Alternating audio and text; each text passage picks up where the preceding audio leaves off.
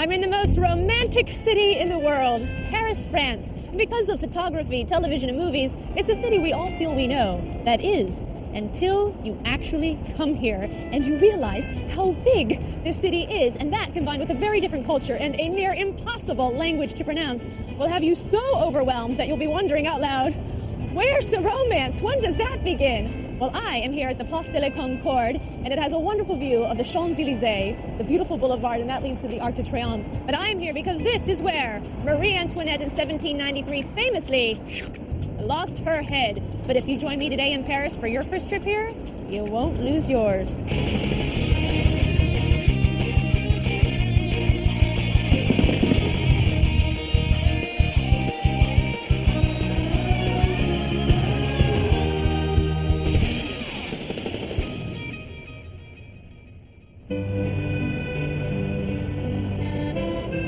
On my flight over here, I sat next to a lovely Frenchman who gave me some insight into the French. He said that there are people who are peaches, fuzzy on the outside with a hard pit in the center. Then there are the coconuts, hard shell but a sweet interior. The French, she said, are coconuts. And the one true way to break through that hard shell is to know a little bit of their language. Not a lot, but please, thank you, hello, goodbye, and a few key phrases go a long way here. One of the most important phrases I know is je voudrais, which means I would like. And anyway, I thought we would test out that hard coconut theory on the hardest shells of them all, the taxi driver. Taxi! Bonjour. Bonjour madame. Je voudrais Trocadero? Trocadero? Oui. D'accord. Parlez-vous anglais? A little. Little? How do you say little in French? Un peu. Un peu. Un petit peu. Un petit peu. Voilà. Really, un petit peu. The drivers in Paris are crazy. You think so? Yes, I think so. What is that? Le Grand Palais. Beautiful. What is it? It's a museum. It was built in 1900 for the exposition of 1900. Ah. Your English is very good. Merci. This is the bridge Alexandre III. That is gorgeous. It's a gift. The bridge was a gift? Nice gift. What is it like living in the most beautiful city in the world? I don't know. I'm born in, I like Paris, but you know, when you are here every day, it's not the same thing, you know, because Paris is a stressful city. I like to go away in weekends, you know, Normandy, Alps. Really? Yes. So you leave Paris? Yes, when we can. Voilà, ça c'est la place du Trocadéro. Okay. How much is it? 6 euros. 6 euros. Here is 7. Merci beaucoup. Merci. beaucoup. Enchanté, right? Pleased to meet you. Au revoir. Nice to meet you. Passez une bonne journée. Bye. This is my third time to Paris, and every time I still need at least a day just to get acclimated, just to get my bearings. But this is one of my favorite areas, Trocadero. This is one of Paris's ritziest neighborhoods. It oozes opulence with extra wide streets, beautiful architecture, and one eat-your-heart-out view of the Eiffel Tower. This is Paris at its most grand. Situated in north-central France, Paris is massive. The city is divided by the River Seine into two areas known as the left and right bank. It's then arranged into districts called arrondissements, which number 1 through 20. For my time in Paris, I have my own apartment. Wait till you see it. Très bien. Because of that, I get to shop in the food markets here. Paris is known for them. Each arrondissement has 3, even 4 of them. And even if you don't have a fridge to fill, these are great places to come to just to pick up the rhythm of this fabulous city. In France, shops are considered private, not public spaces. It's like you're walking into someone's home, so you always exchange greetings before you tell them what you want. Bonjour, monsieur. Bonjour, madame. Je voudrais fromage. Oui. Bonjour and au revoir is the minimum. Anything less is considered rude. Je voudrais époisse. Oui, bien sûr. Époisse is a high-end cow's milk cheese from the Burgundy region. Soit un petit modèle comme ça. Oh, un petit. Un petit modèle. I'll take. So, unpasteurized. Oui. Ça, oui, absolument. Oui. This is the unpasteurized cheese. This is not allowed in America. In America, we can't have. Je pense que oui. Merci. Oh, Hein? très bien. Très bien. Oh, oui. C'est délicat. It really is. Vous voulez essayer autre chose? Je voudrais brie. Oui, absolument. Là, vous avez brie de Melun. Vous avez brie de Meaux plus doux. Brie de Meaux. Moo. Oh, like moo as a moo? Moo. Oh, and that's a goat. So moo is actually a moo cow. and melon is brie of goat. I'll try goat. Les deux sont de la vache. I kinda had it wrong. He was trying to tell me that both bries were from cows, but when you don't know the language, you're bound to get some things wrong. I like the goat. Moo. Brie de moo. Moo. Moo.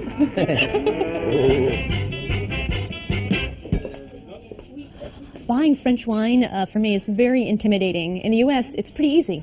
The bottle is labeled with the grape, so you know you're buying a Chardonnay, a Cabernet, a Syrah. Here, things are labeled completely differently. You have the name of the chateau and then the region, and so you have to know what region produces what grape to know what's actually in there. Best advice I have is that I have never had a bad bottle of French wine, so I say spend the equivalent of $10 US, figure out what bottle equals $10, and, well, go with it. Paris has plenty of supermarkets. I've been in a few, and they are just as aggressive with their carts as we Americans. Also, something I saw in there, frozen food. Bonjour! Next, you're invited to my awesome Parisian flat, and we'll get down and dirty for an age-old French game.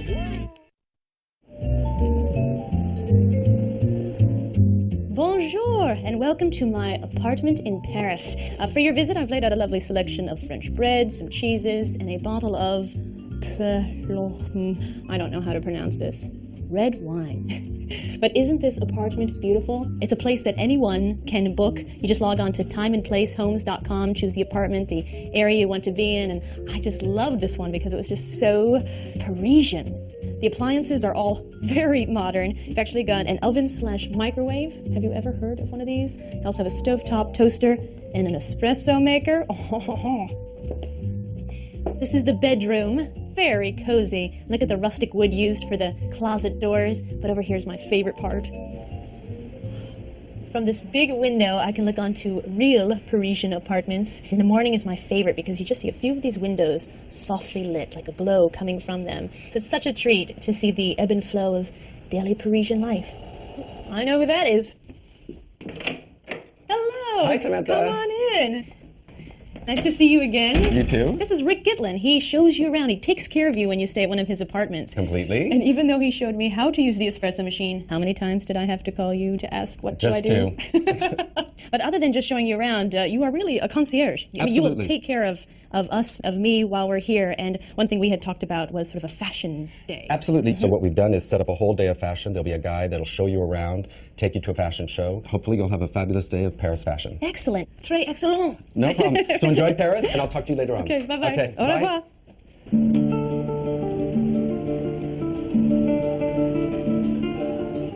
My apartment is in the 5th arrondissement. It's also known as the Latin Quarter. It gets its name back from the 13th century when students living here would speak only in Latin. It's like, show-offs. The main street of the Latin Quarter is called Boulevard de Saint-Michel, and it is lined with clothing shops and shoe stores. And I wouldn't call this high Parisian fashion, but it is affordable. One thing you'll notice walking down the street are all the bookshops. Literally, each block has its own bookstore and cafe, and that's because the Latin Quarter has always been known as a very literary and intellectual destination.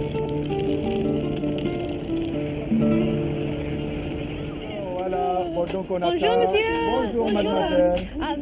Voilà. Je voudrais une crêpe. Un crêpe. Avec Nutella banane. Oh, oui, Nutella? Nutella. Oui, banane. Banane. Oui, D'accord. merci. Voilà. Having a crepe isn't a cliche in Paris. It's street food that's convenient when you want to have something quick. Beaucoup de Nutella ou un petit peu? Un peu Nutella, beaucoup. Oh, grande. You'll have no problem finding a creperie. Yum. Voilà. Comme ça. Merci. Merci beaucoup. Au revoir. Merci. Au revoir, merci. Oh, this Merci. looks amazing. Do you see the steam coming off of that? Looks very hot. I might burn my mouth, but I don't care. Mmm. C'est bon.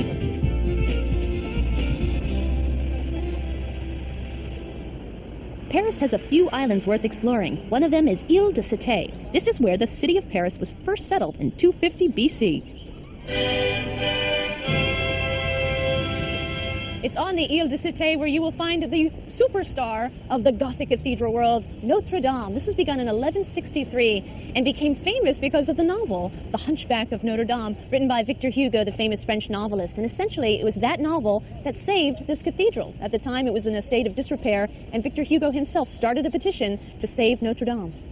But I would like to take a moment to tell Notre Dame how fabulous it looks. The front facade has just undergone a cleaning, removing centuries upon centuries of blackened soot. And really, you look 500 years younger.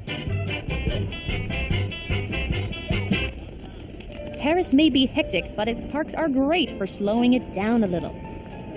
This one is called Jardin du Luxembourg, or Garden of Luxembourg. Its landscaping and design are considered quintessentially French. Also something quintessentially French? Boule.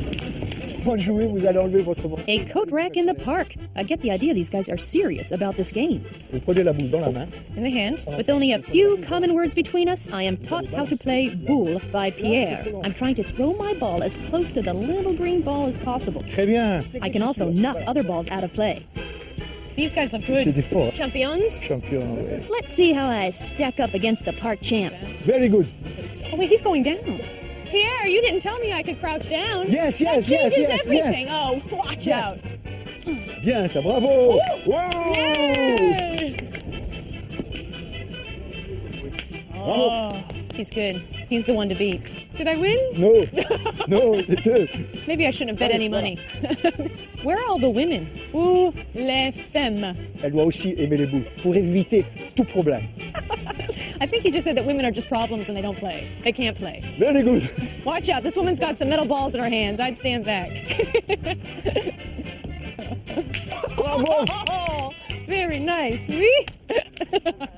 Next, front row at the runway. Plus, I get shopping tips from a pro. I'm enjoying a quiet walk on the River Seine in Paris, France. The bridges are a great bet for some stunning views of the city. Locals all have their favorites, but one of the most popular is the Pont des Arts.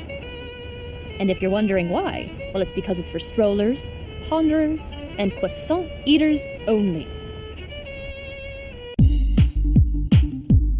Parisians created fashion. No doubt about it. It all began here. And while you're in Paris, you will absolutely ooh and ah over the windows and just wishing you possessed a wardrobe like this and dreaming you could attend one of those fashion shows where the models display the latest styles. Well, in Paris, going to a fashion show is actually easier than you think. No need to be an A-list celebrity here. Every Tuesday at 10 a.m., Printemps, one of the leading department stores in Paris, puts on a free fashion show. The 40-minute show is held under a brilliant stained glass dome on the 7th floor, and modeled are the highlights of the current season's fashions. Individual customers don't even need to make a reservation. Can you believe leg warmers are making a comeback? But hey, it must be so. We saw it on a runway in Paris.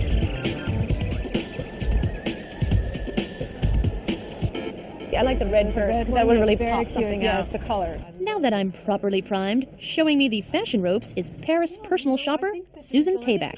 We all know French women to dress the best in the world, but what would you say, what do they do differently? They're more creative, they play with color, they have self-confidence, style, mix and match. It's not all the same designer, and that's the essence of shopping in Paris. Now you might be saying, I could never afford to shop here, but if you plan your trip to Paris at the right time, check this out. Either in January or June, you'll find everything goes on sale, even designer clothes.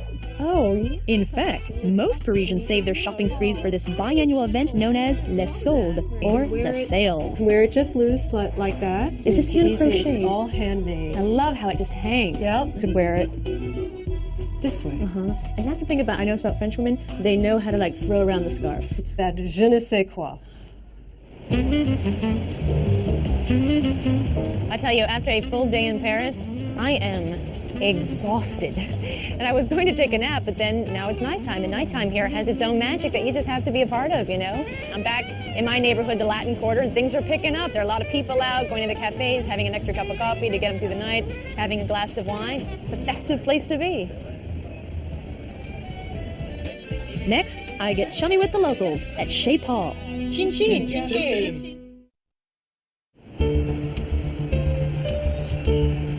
I'm in Paris, France, which is known for, among other things, as having simply the best cuisine. While in Paris, you can certainly dine in restaurants that literally wrote the book for the rest of the world, but you may not want to pay the $200 per person price tag. Well, if you still want really good food, then you head to the bistro.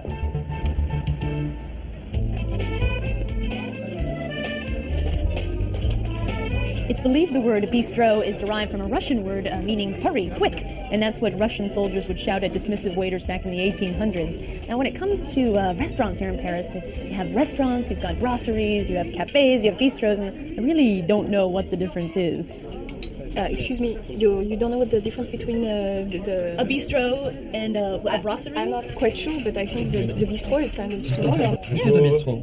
We are in bistro. It's more cozy. Everyone knows each other. A family place where you know people, and we would know you. And when you don't want to cook, you go there and you eat your dinner. But in a brasserie, you can eat all the day. The kitchen is open. You can go at 4 in the afternoon. Bistros, they close down between lunch and dinner? Yes, you have the different meals, and otherwise it's closed. This is more like a dining room. It's your second dining room. I like that. Since it's my second dining room, what are you eating? Because I have to order. This is charcuterie. Charcuterie? Charcuterie. Okay.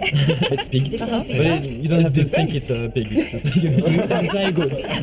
And me, it's a piece of beef with a pepper sauce. I'm eating a piece of lamb with gratin dauphinois, which is potatoes with cream and cheese. I guess cheese. You have the wine. You have the wine because there is no French meal without any wine. Maybe you want to drink? Yes. How do you taste different? Chin chin. Chin chin. Well, merci. Bienvenue en France.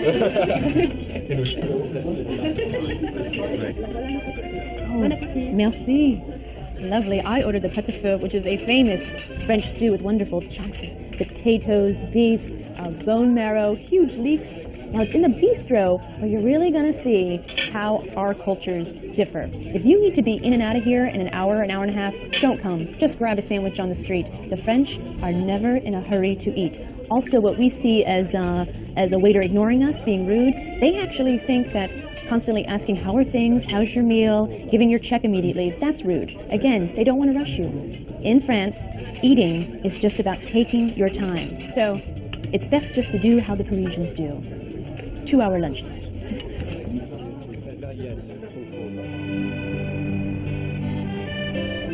I thought I would say au revoir, Paris, on a bridge. The bridges here are so beautiful, and the views from them even more so. And now with my Parisian outfit, I feel like my assimilation into this culture is complete. Now, it wasn't cheap, but when people ask me, where did you get it? It will be worth the price just to say, Paris. Like the man on my flight said, the French are like coconuts. Hard exterior, but sweet on the inside. The city of Paris is like that as well. Being here is not as easy as the movies would have you believe, but I found a little bit of French and a willingness to be a part of their culture and not hang on to mine. I was able to break through that hard shell and experience the sweet romance that is and will always be Paris. If you want to learn more about what I did in Europe, talk about the show, or check out my photos and journal, log on to Travel Channel at discovery.com. See you there.